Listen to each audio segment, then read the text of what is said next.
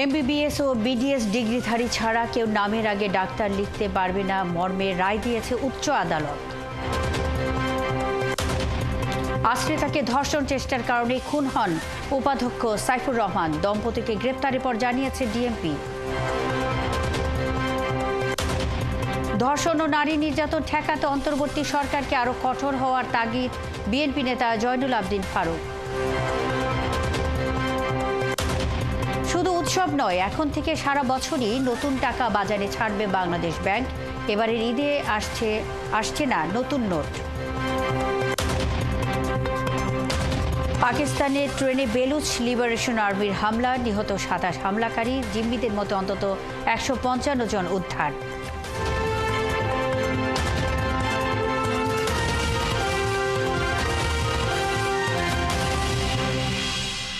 স্বাগত সংবাদ সংযোগের সাথে আছি শামীম আরামুন্নি। শুনছিলেন প্রধান শিরোনামগুলো, এবার পুরো খবর। এমবিবিএস অথবা বিডিএস ডিগ্রি ছাড়া অন্য কেউ নামের আগে ডাক্তার পদবি ব্যবহার করতে পারবে না, এমন রায় দিয়েছে হাইকোর্ট। আগামীকাল বৃহস্পতিবার থেকে আইন ভঙ্গ করে ডাক্তার পদবি ব্যবহার করলে আইন অনুযায়ী ব্যবস্থা নেওয়ার নির্দেশ দিয়েছে আদালত। বুধবার বিচারপতি রাজিক আল জলিল ও বিচারপতি সাথিকা হোসেনের বেঞ্চে এই রায় দেওয়া হয়েছে। মেডিকেল ও ডেন্টাল কাউন্সিল আইনের বিধান নিয়ে জারি করা রুলের শুনানি শেষে এই রায় দেওয়া হয়। ডিএমএফ ডিগ্রিধারীদের নামের আগে ডাক্তার ব্যবহারকে কেন্দ্র করে আইনটির বৈষম্যমূলক প্রয়োগ নিয়ে এক যুগ আগে করা একটি রিটেরও শুনানি শেষ হয়েছে। এই দুটি রিটের উপর একসঙ্গে শুনানি শেষে এই রায় দিয়েছে আদালত।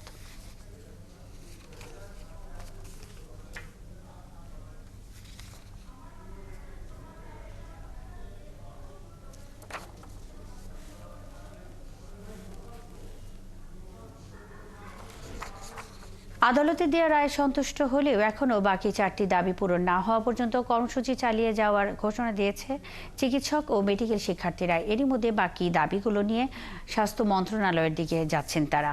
5 দফা দাবি আদায়। চিকিৎসক ও মেডিকেলের শিক্ষার্থীদের সারা দেশে কর্মবিরতির অংশ হিসেবে সকাল থেকে কেন্দ্রীয় শহীদ মিনারে অবস্থান কর্মসূচি পালন করছেন তারা। এদিকে দেশের সব মেডিকেল ও ডেন্টালে ক্লাস বর্জন ও পরীক্ষা বন্ধ রয়েছে। একই সাথে ইন্টার্ন ও পোস্ট গ্রাজুয়েট চিকিৎসকরাও এই কর্মবিরতি পালন করছেন। সরকারি বেসরকারি সব হাসপাতালের ইনডোর ও আউটডোর সেবা এবং চিকিৎসকদের প্রাইভেট চেম্বারও বন্ধ রয়েছে। তবে আইসিইউ, সিসিইউ ও ক্যাজুয়ালিটি সহ আরও কিছু বিভাগে সেবা দেওয়া হচ্ছে। আর চিকিৎসকদের কর্মবিরতির মধ্যেও রোগীদের স্বাভাবিক সেবা দিচ্ছে ঢাকা মেডিকেল কলেজ হাসপাতাল।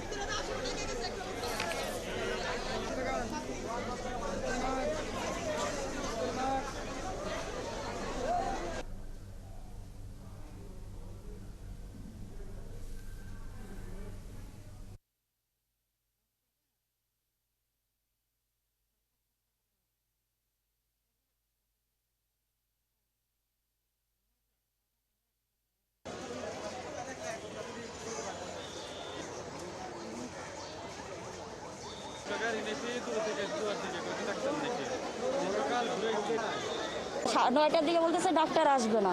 পরে আমরা ভিতরে গেছি, যাওয়ার পরে এখন বলতেছে যে হ্যাঁ ডাক্তার যান, টিকিট দিবে। ডাক্তার দেখাতে পারবো কি পারবো না তাও জানি না। ডাক্তার দেখাতে আছি আমার ওয়াইফের সিটি কাটার জন্য, কিন্তু আসছে 6টা বাজে। সবাই পাবলিকে গেলাম, তারপর ডাক্তার পাঠাইলে, তারপরে আমাদের এখন সিরিয়াল দিলে আমাদের কালকেও আসছি, বিরক্ত করিবেন দেয় নাই। লাস্টে আমরা হকন দিছে। ধর্মঘটের জন্য কি মানুষ কি মরে যাবে? তারা ধর্মঘট করছে, এনে অসহায় মানুষ, বাচ্চা নেখা, একটা মহিলা বাচ্চা নেখা রয়েছে। দর্শক, মেডিকেলে চিকিৎসকদের কর্মবিরতির আরো খবর নিয়ে এই মুহূর্তে যুক্ত হচ্ছেন সহকর্মী মোহন ইসলাম। মোহন, আন্দোলনকারীরা এখন কোথায় অবস্থান করছেন এবং রায়ের পর তাদের সবশেষ বক্তব্য কি?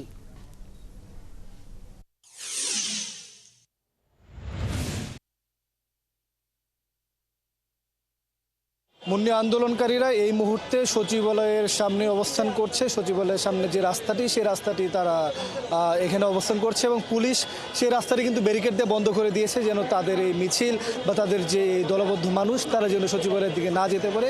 কিন্তু তাদের একটা 15 জনের সদস্য কিন্তু সচিবালয়ে যাবে। ইতিমধ্যে 15 জনকে তারা সিলেক্ট করেছেন। তারা পুলিশের সাথে সচিবালয়ে যাবে এবং যে আপনার স্বাস্থ্য মন্ত্রণালয়, সেই স্বাস্থ্য মন্ত্রণালয়ের সেখানে কিন্তু তারা আলোচনা করবে। আলোচনা করার পর তাদের সিদ্ধান্ত আসবে। এখন বলি যে তাদের যে কর্মবিরতি তা এখনও চলমান রয়েছে।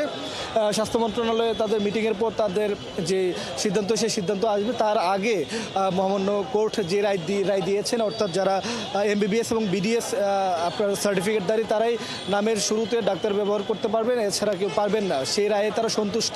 তারা বলছেন তারা একটা জাজমেন্ট পেয়েছেন বা এত বছর পর তাদের পক্ষে রায় আসছে, কিন্তু তারা যে বাকি 4টি দফার কথা বলছিলেন সেই 4টি দফা এখন পর্যন্ত তাদের ফুলফিল হয়নি বা পূর্ণ হয়নি। সেই 4টি দফা যদি পূর্ণ না হয় সেক্ষেত্রে তাদের এই আন্দোলন হয়তো চলতেই থাকবে। সেই জায়গা থেকে তারা সচিবালয়ে যাচ্ছেন তাদের 4টি দফা নিয়ে আলোচনা করতে। 4টি দফার মধ্যে তারা সবথেকে যেটি গুরুত্ব দিচ্ছে আসলে যে BCS এর যারা তাদের BCS এর পরীক্ষা যারা অংশ নেয় তাদের বয়সের ক্ষেত্রে যেন 32 থেকে 34 করা হয় এবং তাদের নিরাপত্তা নিশ্চিত করা হয়। এবং আপনি জানেন যে সারা দেশে একটি আপনার চিকিৎসক স্বল্পতার একটা কথা বলা হয়, সেই বিষয়টা তারা বলছেন যেন এই বছরের মধ্যে 5 থেকে 10 হাজার চিকিৎসক যেন নিয়োগ দেওয়া হয়। কিন্তু আপনার এই মিছিলটি যখন শহীদ মিনার থেকে সচিবালয়ের সামনে আসে তখন কিন্তু আমরা পুলিশকে দেখেছি, পুলিশ তাদেরকে আটকে দিয়েছে, একটি ব্যারিকেডও দিয়েছে এবং পুলিশ তাদেরকে বুঝিয়েছে তারা যেন মিছিল ধরে সচিবালয়ের সামনে না যেয়ে তাদের একটি দল তারা যেন কোনো স্মারকলিপি বলেন বা কোনো দাবি বলেন সেই দাবি নিয়ে যেন পুলিশের সাথে যায় এবং সেখানে তাদের দাবিগুলো তুলে ধরে এবং কোনো ধরনের বিশৃঙ্খল পরিস্থিতি যেন সৃষ্টি না করে। মুন্নি একদম শেষ দিকে বলে রাখি, তাদের এই যে দলবদ্ধ আসে এবং ব্যারিকেড দেওয়ার কারণে কিন্তু সচিবালয়ের রাস্তাটি কিন্তু বন্ধ রয়েছে, কোনো ধরনের যান চলাচল এখন পর্যন্ত চলতে পারছে না। সেক্ষেত্রে একটি রাস্তা দিয়ে যান চলাচল করার কারণে এখানে মোহন ইসলাম, আপনি আছেন সেখানে, খবর রাখতে থাকুন, আমাদের সঙ্গে থাকবেন। দর্শক, মেডিকেলে চিকিৎসকদের কর্মবিরতির সবশেষ খবরাখবর নিয়ে মোহন ইসলাম যুক্ত ছিলেন। এদিকে চিকিৎসকদের ধর্মঘটের কারণে আজও স্থবির ছিল দেশের চিকিৎসা ব্যবস্থা। চরম দুর্ভোগে পড়েন রোগী ও তাদের স্বজনরা। অন্যদিকে বিভিন্ন জায়গা বিক্ষোভ সমাবেশ করে চিকিৎসকরা জানান তারা নিজের অধিকার আদায়ের জন্যই এই কর্মসূচি পালন করছেন। সহকর্মীদের তথ্য ও ছবিতে প্রতিবেদন। সুরক্ষা আইন বাস্তবায়ন সহ 5 দফা দাবিতে চিকিৎসকদের ধর্মঘটে অনেকটাই স্থবির হয়ে পড়ে চট্টগ্রাম মেডিকেল কলেজ হাসপাতাল। সকাল থেকেই অনেক রোগী হাসপাতালের সামনে ঘন্টার পর ঘন্টা অপেক্ষা করেন। এখন ভর্তি করবো না, বুধবার আসেন, বুধবার আসি, এখন টিকিট বন্ধ, সকাল 7টা হইতে বসে থাকছি এখানে। কি সমস্যা এটা তো বলতে পারি না, এই সমস্যার কারণে কি হাজার হাজার রোগী মারা যাবে। 5 দফার একটি দাবি পূরণ হওয়ার সিদ্ধান্ত স্বাগত জানিয়ে দ্রুত বাকি সিদ্ধান্তগুলো মেনে নেওয়ার আহ্বান জানান ইন্টার্ন চিকিৎসক ও শিক্ষার্থীরা।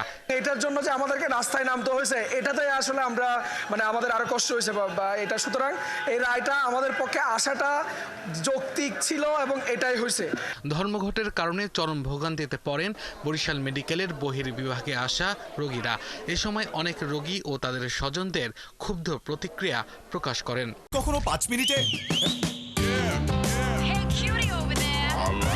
কিন্তু কিভাবে? Godrej expert shampoo hair colour, shampoo করার মতোই সহজ আর মাত্র 5 মিনিটে সাদা চুল উধাও।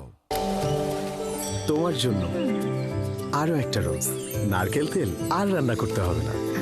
মায়া রোজ কোকোনাট অয়েল, এতে আছে ম্যাজিক্যাল সিড পাইপ, যার 7টি চেম্বার থেকে মেথি, কালো জিরা সহ 7টি সিটের নির্যাস মেশে নারকেল তেলের সাথে, তাই চুল হয় মজবুত আর ঝলমলে। মায়া রোজ কোকোনাট অয়েল। আছেন ৭১-এ, চলছে সংবাদ সংযোগ। গণমাধ্যমের উপর মানুষের আস্থা কেন কমছে সেটি খতিয়ে দেখার চেষ্টা করেছে গণমাধ্যম সংস্কার কমিশন। দেশের বিশাল সংখ্যক টেলিভিশন ও পত্রিকার দর্শক পাঠক কতটা আছে সেই প্রশ্নের উত্তরও খোঁজা হচ্ছে। নাম সর্বস্ব পত্রিকা বা অনলাইন পোর্টালের সরকারি বিজ্ঞাপন হাতে নেওয়া বন্ধ করা, দর্শক ও শ্রোতাহীন টিভি রেডিও বন্ধ করা সহ গণমাধ্যমের অনিয়ম দুর্নীতি থামাতে সুনির্দিষ্ট সুপারিশ দিতে যাচ্ছে গণমাধ্যম সংস্কার কমিশন। আরও জানাচ্ছেন শাহনাজ শারমিন। রাজধানীতে মিডিয়া লিস্টভুক্ত পত্রিকার সংখ্যা 288টি, আর সারা দেশে এই সংখ্যা 302টি। অথচ ঢাকার 2টি হকার সমিতির একটি 48টি এবং অন্যটি 53টি পত্রিকা বিক্রি করে। তাহলে বাকি পত্রিকাগুলোর অস্তিত্ব কোথায়? কেন বা কোন উদ্দেশ্যে সেগুলো প্রকাশ করা হচ্ছে? এমন প্রশ্নের উত্তর খুঁজছে গণমাধ্যম সংস্কার কমিশন। মোট সারা দেশে মিডিয়া লিস্টভুক্ত তার পত্রিকার সংখ্যা 600-র বেশি। আমরা যাচাই করে দেখেছি বাজারে হকার সমিতি, তো যে কাগজের ক্রেতা নেই সেই কাগজ মিডিয়া লিস্টে থাকে কি? শুধুমাত্র তারা আছে ক্রয়পত্র এবং সরকারি বিজ্ঞাপন ফাঁকে ফুঁকে যে কোনো সময় সুযোগ সুবিধা মতো হাতিয়ে নিয়ে সেটা ছাপিয়ে সেটা থেকে আয় করার জন্য। তাদের আর কোনো উদ্দেশ্য নেই, কারণ তাদের তো পাঠক নেই, এমন কোনো পাঠক নেই যে পয়সা দিয়ে তার কাগজটা কিনবে। তো এই ধরনের কাগজকে কেন টিকিয়ে রাখতে হবে? কয়েক বছর আগেও এফএম রেডিওর বিপুল জনপ্রিয়তা ছিল, কিন্তু এখন রেডিও জনপ্রিয়তা শূন্যের কোঠায়। এরই মধ্যে বন্ধ হয়ে গেছে 10টি এফএম রেডিও। এসব গণমাধ্যমে টিকে থাকা বা না থাকা নিয়েও ভাবছে কমিশন। অনলাইন কিংবা টেলিভিশন যাদের কোনো শ্রোতা নেই, দর্শক নেই, সে প্রতিষ্ঠান কেন টিকবে? এটা তো স্বাভাবিক প্রক্রিয়া, এবং সেই স্বাভাবিক প্রক্রিয়া এটাকে একটা শৃঙ্খলার মধ্যে আনা দরকার। যারা টিকে থাকতে সক্ষম না, সেগুলোকে আপনি পুনরুজ্জীবিত করতে পারবেন না, জীবন দিয়ে বাঁচিয়ে তুলতে পারবেন। ঋণ খেলাপি টাকায় বা কালো টাকা সাদা করতে গণমাধ্যমে বিনিয়োগ হচ্ছে কিনা সেটি খতিয়ে দেখা, গণমাধ্যমের স্বচ্ছতা রাখা এবং গণমাধ্যম প্রতিষ্ঠানের আয় ব্যয়ের হিসাব দেওয়ার মতো সুপারিশের কথাও ভাবছে কমিশন। এই গণমাধ্যম শিল্পে যারা শুধুমাত্র সাময়িক সুবিধা নেওয়ার জন্য এসছে, অনেকে বলে এগুলোকে নিউজ পেপারের ক্ষেত্রে বলে ফকিরের পুলের কাগজ বা আন্ডারগ্রাউন্ড পত্রিকা। টেলিভিশনের ক্ষেত্রেও এরকম অনেক টেলিভিশন কেন্দ্র আছে যারা শুধুমাত্র বিশেষ সুযোগ সুবিধার সন্ধানেই প্রতিষ্ঠান চালাচ্ছে। তাদের টিকে থাকা সম্ভব হবে না। বিজ্ঞাপনের বাজার দখল করা নিয়ে গণমাধ্যমে অসুস্থ প্রতিযোগিতা আছে, যা কিছু কিছু প্রতিষ্ঠানকে রুগ্ন করে দিচ্ছে। এটি বন্ধের পাশাপাশি মন্দ প্রতিষ্ঠান বন্ধ করে ভালো প্রতিষ্ঠানকে উৎসাহ দেওয়ার মতো প্রস্তাবনা দিতে যাচ্ছে গণমাধ্যম সংস্কার কমিশন। মন্দ প্রতিষ্ঠান যদি টিকে না থাকে তাতে তো কোনো অসুবিধা নেই, ভালো প্রতিষ্ঠানগুলোকে আরো ভালোভাবে টিকে থাকার সুযোগ করে দেওয়া দরকার। শায়না শারমিন, ৭১, ঢাকা। তামাকের ব্যবহার কমাতে এর উপর কর বাড়ানো বা আইনের কঠোর প্রয়োগই সমাধান নয়, এর জন্য সামাজিক আন্দোলন জরুরি বলেছেন প্রধান উপদেষ্টার প্রেস সচিব শফিকুল আলম। 2025-26 অর্থ বছরের বাজেটে তামাক পণ্যের কার্যকর কর ও মূল্যবৃদ্ধি বিষয়ক কর্মশালায় বুধবার তিনি এসব কথা বলেন। কর্মশালাটি যৌথভাবে আয়োজন করেছে ডর্প ও ইআরএফ। এ সময় প্রেস সচিব বলেন, অনেকেই যুক্তি দেন তামাকের চাষ বন্ধ এবং এর ব্যবহার নিষিদ্ধে, কিন্তু এটি রাতারাতি করা সম্ভব নয়, কারণ এর সাথে জড়িত সরকারি রাজস্ব আয়, মানুষের কর্মসংস্থান এবং বিভিন্ন উপখাত। তাই তামাক বিরোধী জোটগুলোকে সভা, সেমিনার এবং কর বাড়াতে এনবিআরকে চাপ না দিয়ে বরং সামাজিক আন্দোলনে জোর দেওয়ার পরামর্শ দেন তিনি।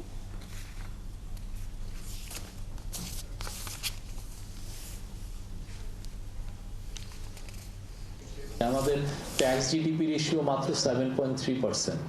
তা আমি ইচ্ছা করলে কালকে বলবো যে আমার সেই অ্যাফোর্ড, আমি আই ক্যানট অ্যাফোর্ড যে কালকে বলছি যে না আমি সিগারেটের টোটাল ব্যান করে দিব, বা আমি সিগারেটের থেকে আমি রাজস্ব আহরণ, আমি চিন্তা করবো যে অন্যদিকে আমি রাজস্ব আহরণ করার দিকে মনোযোগ দিব।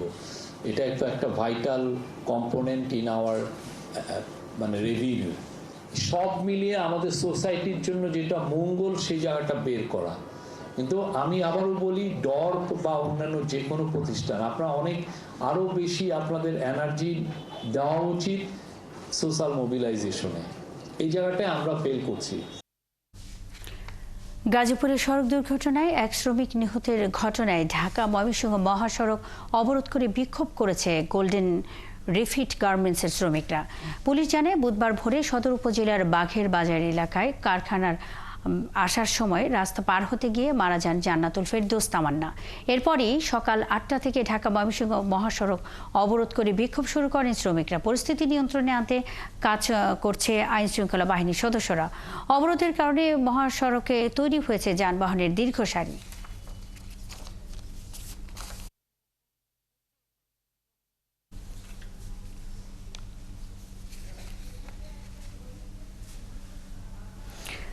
দর্শক, এই মুহূর্তে কথা বলছেন বিএনপি স্থায়ী কমিটির সদস্য মির্জা আব্বাস। আমরা সরাসরি সেখানে চলে যাচ্ছি।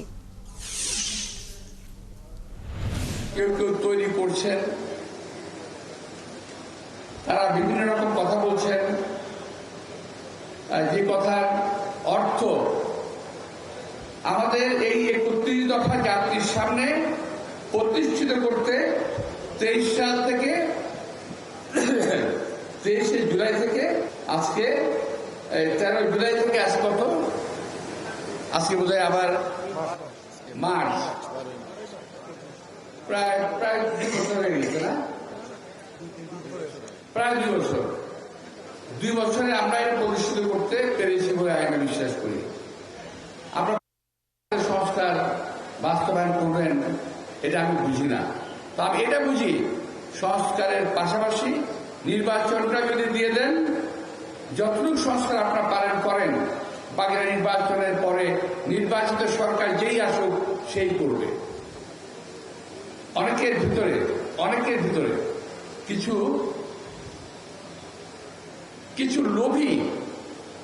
কিছু লোভী রাজনীতিবিদ আছেন, কিছু লোভী রাজনৈতিক দল আছে, কিছু রাজনৈতিক দল আছে যারা শুধুমাত্র বিরোধিতার জন্য বিরোধিতা করে, কার্যকর কোনো বিরোধিতা নয়। এই দলগুলো পাকিস্তান সৃষ্টির লগ্ন থেকে, ভারত বিভক্তির থেকে শুরু করে আজ পর্যন্ত শুধু বিরোধিতাই করে গেল। দেশ প্রেমের লেশ মাত্র তাদের ভিতরে নাই। তারা দেশকে ভালোবাসে না, দেশের মানুষকে তারা ভালোবাসে না। তারা ভালোবাসে যেভাবেই হোক ক্ষমতায় থাকতে হবে, যেভাবেই হোক ক্ষমতায় যেতে হবে।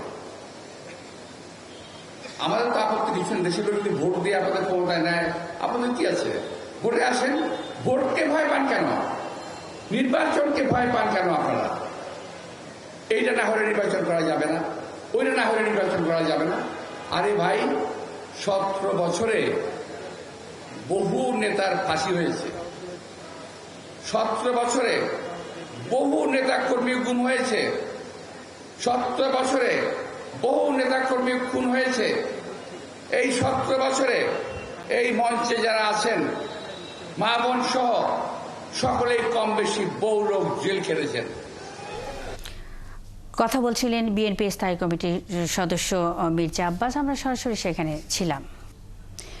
ক্রেতাদের রুচি ও চাহিদার বিষয়টি প্রাধান্য দিয়ে প্রতিবারের মতো এবারও আরামযোগ্য নতুন ডিজাইনের পোশাকের রাজশাহীর বাজারে সাড়া ফেলেছে সারা ফ্যাশন।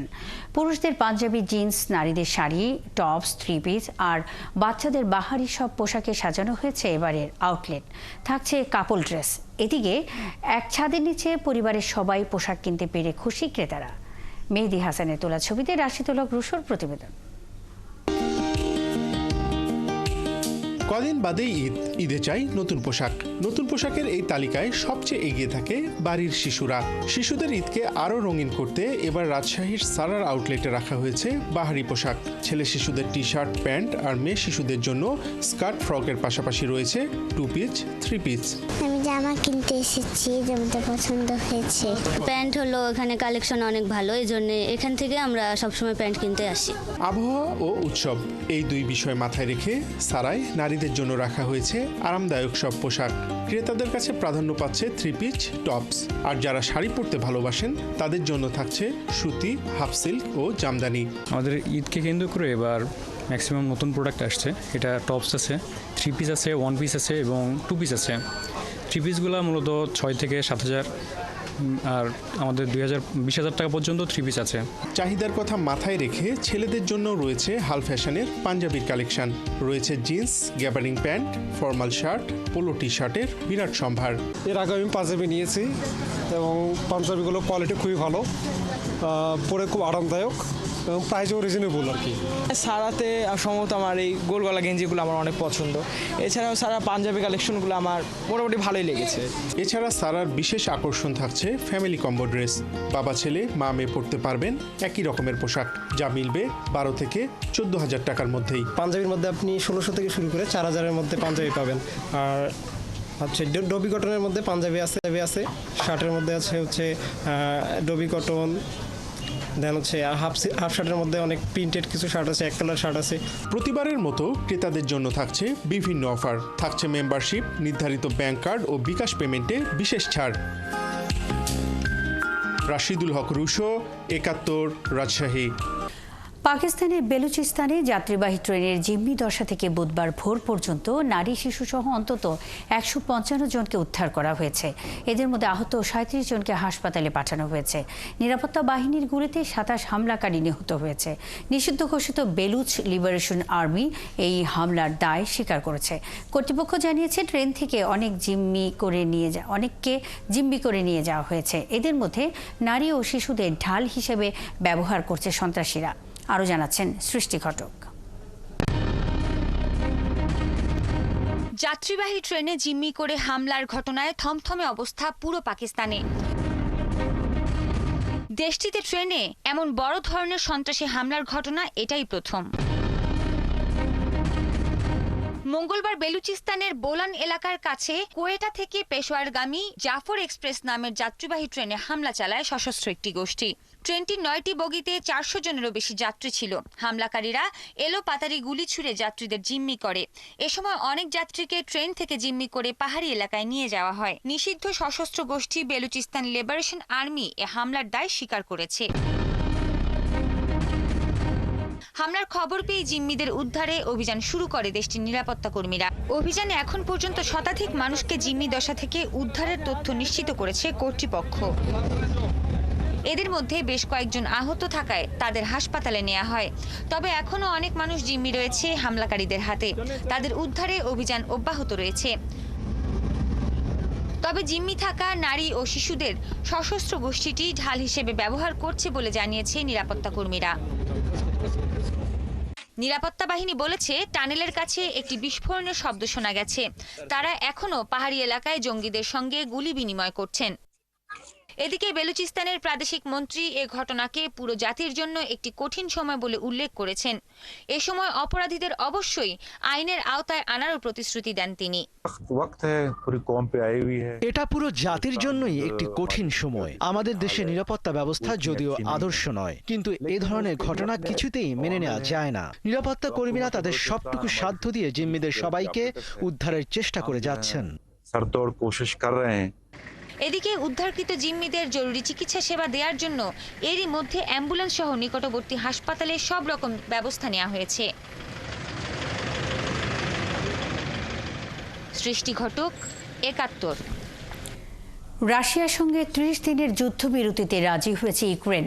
সৌদি আরবে যুক্তরাষ্ট্র ও ইউক্রেনের কর্মকর্তাদের মধ্যে বৈঠকের পর আসে এমন ঘোষণা। এই প্রস্তাবটি এখন রাশিয়ার কাছে উপস্থাপন করা হবে বলে জানিয়েছেন যুক্তরাষ্ট্রের পররাষ্ট্রমন্ত্রী মার্কো রুবিও।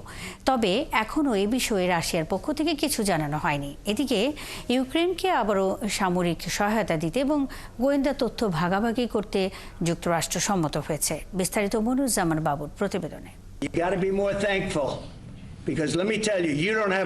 ওভাল অফিসে জেলেনস্কি এবং মার্কিন প্রেসিডেন্ট ডোনাল্ড ট্রাম্পের মধ্যে বাগবিতণ্ডার ঘটনার পর মঙ্গলবার জেদ্দায় অনুষ্ঠিত আলোচনা ছিল দুই দেশের মধ্যে প্রথম আনুষ্ঠানিক বৈঠক। জেদ্দায় যুক্তরাষ্ট্র এবং ইউক্রেনের প্রতিনিধি দলের এই বৈঠক চলে ৮ ঘন্টারও বেশি সময় ধরে। বৈঠকের পর এক যৌথ বিবৃতিতে বলা হয়, রাশিয়ার সাথে তাৎক্ষণিকভাবে ৩০ দিনের অস্থায়ী যুদ্ধবিরতি চুক্তি কার্যকর করার বিষয়ে একমত হয়েছে ইউক্রেন। জেলেনস্কির chief of staff Andriy Yermak বলেছেন, ইউক্রেন ন্যায়সঙ্গত এবং স্থায়ী শান্তির জন্য প্রস্তুত। রাশিয়া যদি এই যুদ্ধবিরতি চুক্তি গ্রহণ করে তাহলে অবশ্যই আমরা পরবর্তী পর্যায়ে আলোচনার প্রস্তুতির জন্য কাজ করতে প্রস্তুত। আজ আমরা সমস্ত বিশ্বের কাছে দেখিয়েছি যে আমরা শান্তি চাই। মার্কিন পররাষ্ট্রমন্ত্রী মার্কো রুবিও বলেছেন, সিদ্ধান্ত গ্রহণের ভার এখন মস্কোর হাতে।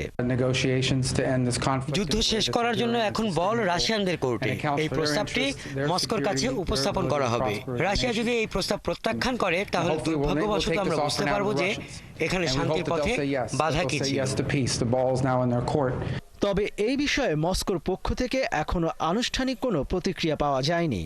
তবে হোয়াইট হাউসে ট্রাম্প সাংবাদিকদের বলেছেন, তিনি আশা করছেন প্রেসিডেন্ট পুতিনও রাজি হবেন।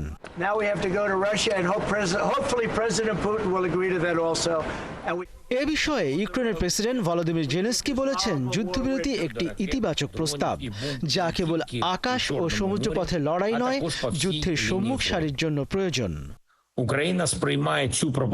এদিকে সৌদির বৈঠকের পর যুক্তরাষ্ট্র গোয়েন্দা বিভাগ জানিয়েছে, তারা ইউক্রেনকে আবারও সামরিক সহায়তা দিতে এবং গোয়েন্দা তথ্য বিনিময় করতে একমত হয়েছেন, যা জেলেনস্কি ট্রাম্প বৈঠকের পর স্থগিত করা হয়েছিল। মনিরুজ্জামান বাবু, ৭১। চলছে সংবাদ সংযোগ সরাসরি সংবাদ অনুষ্ঠান দেখতে চোখ রাখুন ৭১-এর ফেসবুক পেজ এবং সাবস্ক্রাইব করুন ৭১-এর ইউটিউব চ্যানেল। ৭১-এর সাথেই থাকুন।